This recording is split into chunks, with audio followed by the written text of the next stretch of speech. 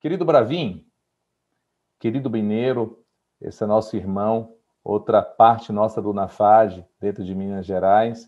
Ele é o discípulo da professora Maria do Carmo. Hoje aqui estamos cheios de mineiros, então gostaria que você trouxesse algumas coisas para a gente poder alimentar essa discussão, querido.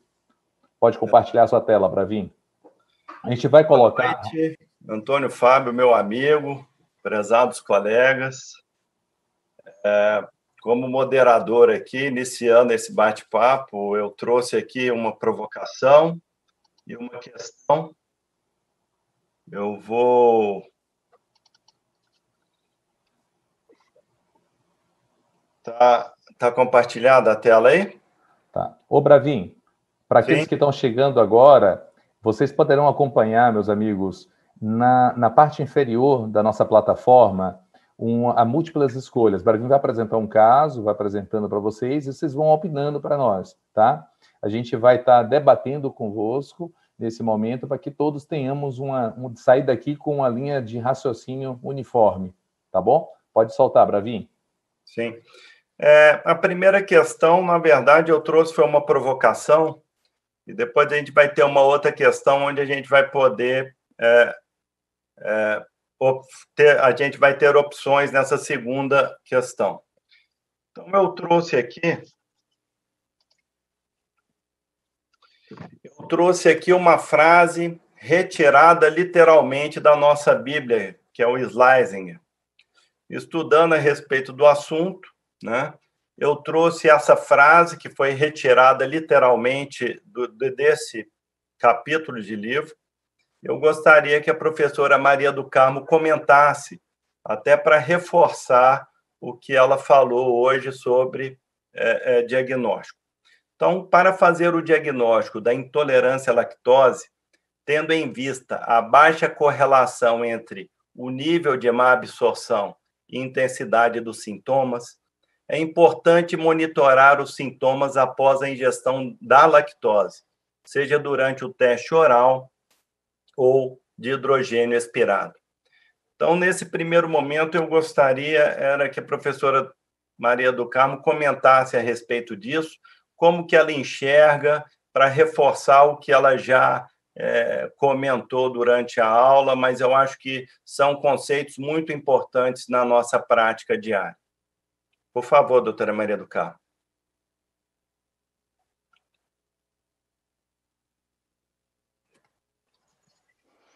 Carmo, tá mudo.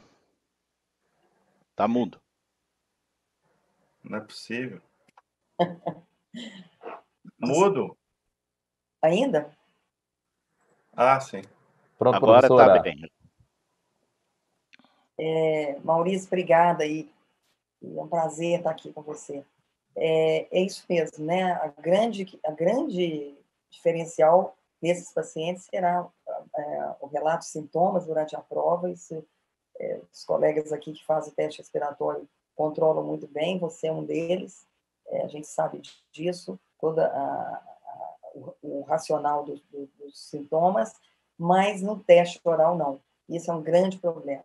Os laboratórios, realmente, a gente pensar num grande laboratório, você chega lá para colher um sangue, eles não vão fazer isso. Então, cabe a nós, médicos, nutricionistas, quem solicitar o teste, pedir ao paciente que durante aquele dia, especialmente nas primeiras horas, tem paciente que tem intolerância muito precoce, outros mais tardia, que ele anote os sintomas, que ele faça para nós um relatóriozinho se a solicitação for por teste oral. O teste, no caso das 3 horas que fica lá no teste do H2 expirado, vocês que fazem, né, eu também, a gente anota com certeza os sintomas durante a prova, mas isso é importante a gente reforçar, que a gente pede todo dia e esquece de falar isso com o nosso paciente. Sim, muito bom. E o teste oral, Maurício, dura só 1 hora. Ele pode ter sintoma a partir da 2ª hora, 3ª hora, então é importante, principalmente nas primeiras horas após o teste. No nosso serviço, a gente monitora por 8 horas, sabe? O paciente, ele é dado alta, entre aspas, né, do laboratório, mas ele é orientado a fornecer qualquer novo dado. O que a gente toma muito cuidado é estabelecer quais os sintomas que estão sendo pesquisados. Porque, no ponto de vista teórico, a ingestão do substrato ela deve coincidir, tem que induzir o sintoma coincidindo com aquilo que está sendo pesquisado, obviamente. Se o paciente tem diarreia, se ele tem inchaço abdominal, náusea, né, flatulência excessiva, alguma coisa desse tipo. E a gente faz essa busca ativa até 6 horas no nosso laboratório. Entretanto, o que eu faço na minha prática é isso. Eu não peço exame de teste respiratório para todo paciente, por conta do custo. Eu prefiro que o paciente invista no supercrescimento, que é a minha primeira escolha no início da abordagem desses pacientes, e, por vezes, a maioria das vezes, inclusive, na minha prática, eu peço o teste no laboratório por uma questão de custo. Mas eu oriento o paciente que eu quero que ele anote para mim todos os sintomas induzidos pela ingestão de substrato. A gente sabe como é que está difícil hoje nesse mercado paralelo, especialmente nos pacientes que têm convênio. Ele quer fazer a maioria das coisas de acordo com o que o convênio cobre, obviamente. Então, isso aqui, para quem não está familiarizado, é um teste negativo, tá? Entretanto, o teste de lactose e frutose é até 180 minutos, tá? Ele não atinge 20 partes por milhão. E aqui é um teste positivo.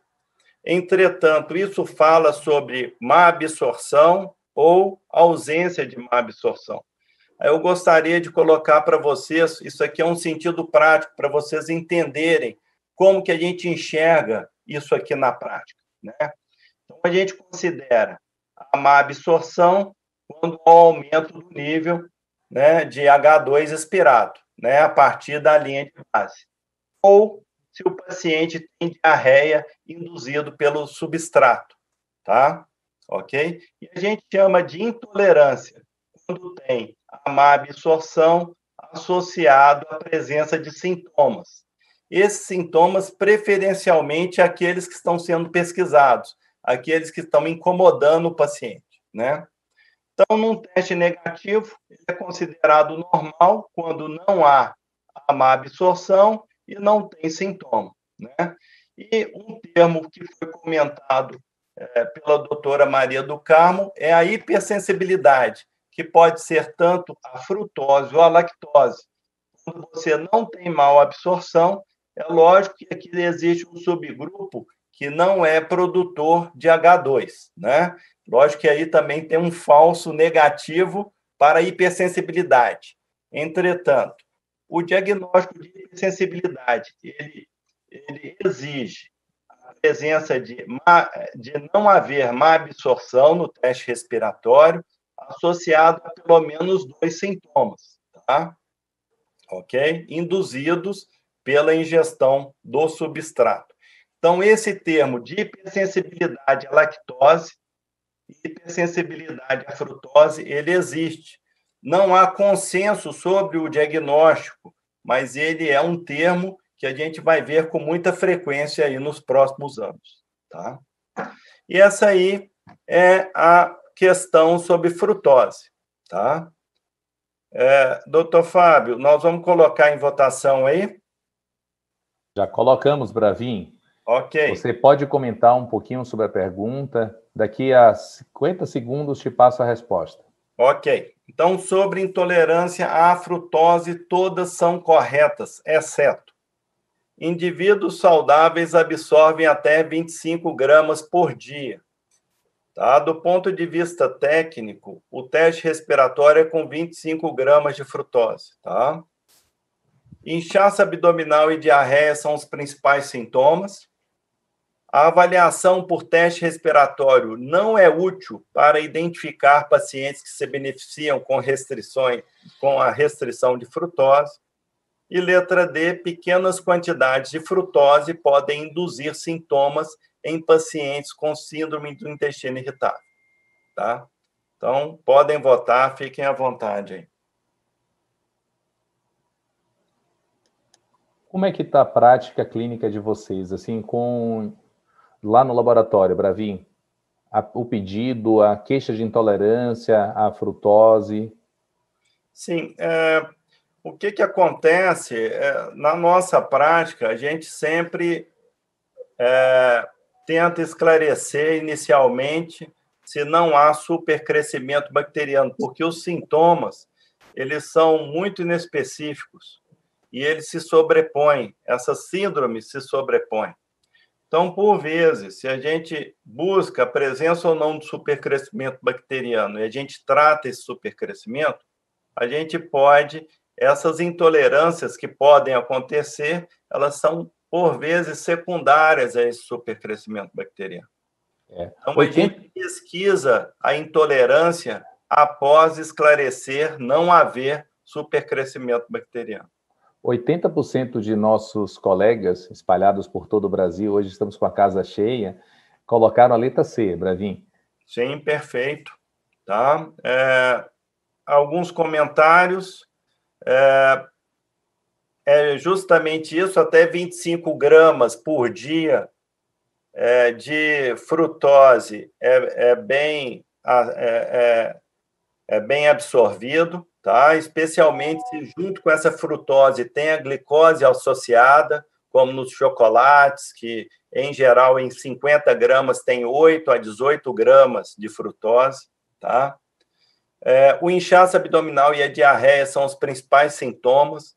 O que a gente vê na prática é que a frutose é um substrato que induz diarreia em muitos pacientes, tá? Isso tem sempre que ser pensado, tá? Isso secundário ou não à presença do supercrescimento bacteriano, né? A gente vai ver alguns slides na sequência sobre essa questão da dieta de restrição de frutose e o teste respiratório. Eu vou responder daqui a pouco. E é isso.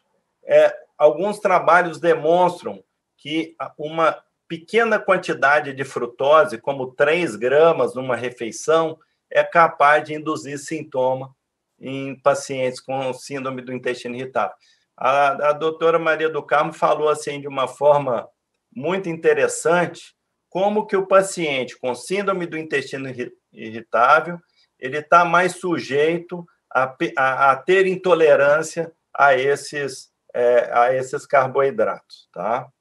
E ela mostrou isso aqui é de um trabalho anterior, esse é de 2013, mostrando que intolerância à frutose fica em torno de 50% desses pacientes com distúrbios funcionais gastrointestinais, e, inclusive, frutose e lactose associados estão em pelo menos 30% desses pacientes.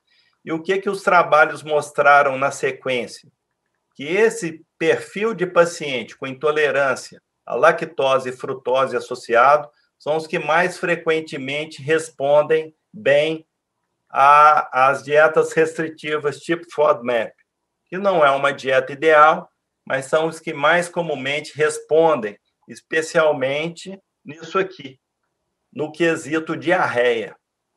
Então, o paciente com intolerância à frutose, diagnosticado, quando você tem esse diagnóstico definido, obviamente, pelo teste respiratório, você tem grande possibilidade do controle dessa diarreia, excluindo a frutose dessa dieta. É isso aí que eu gostaria de passar para vocês.